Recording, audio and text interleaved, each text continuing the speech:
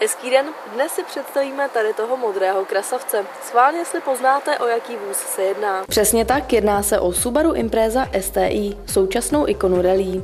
Impreza dostává každý rok mírný vyhlazovací lifting, letos však můžeme hovořit přímo o designové revoluci, vyvolávající rozporuplné diskuze. Razantní změna je patrná především na přední části. Impreza STI dostala sešikmené světlomety a výraznější masku chladiče. Zadní partie pak dle zvyku zdobí rozměrné přítlačné křídlo a světlomety s novým členěním a čirým překrytím. Tradičním doplňkem nadupané Imprezy jsou rozšířené blatníky, modrá barva a zlatá kola. Aerodynamice vrcholného modelu STI věnovalo Subaru nemalou pozornost, proto si nelze nevšimnout přidaného střešního křídla a také difuzoru pod vozem, které usměrňují proudění vzduchu kolem tohoto modrého přízraku.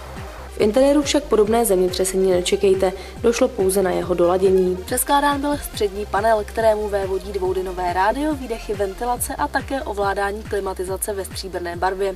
Vše ostatní jinak zůstalo při starém.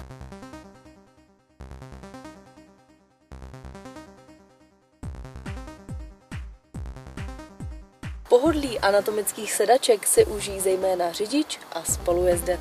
Díky sportovnímu charakteru Imprezy nemají vzadu cestující příliš místa na nohy, ale vzhledem k typu vozu to asi tolik nevadí. Doteď poháněl Imprezu STI vždy 2litrový přeplňovaný plochý čtyřválec, kterému se přezdívá Boxer.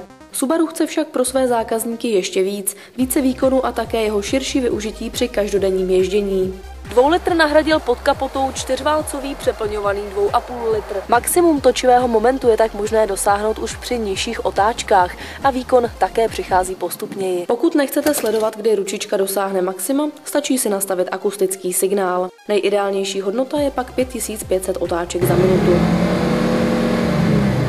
Motor Imprezy přináší výkon na všechna kola skrze 6stupňovou manuální převodovku, která v posledních letech postrádala vybrané chování.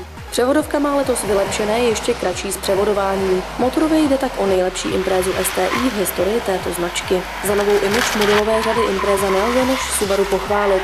Impreza STI nyní ještě více evokuje rychlost, dravost a agresivitu. Jízda s ní nabízí nepopsatelné zážitky, které dokáže vyjádřit snad jen podivné mrazení v zádech vždy, když do Imprezy nasednete. Chcete se cítit jako v kůži Petra Solberga? Tak si nové Subaru pořiďte.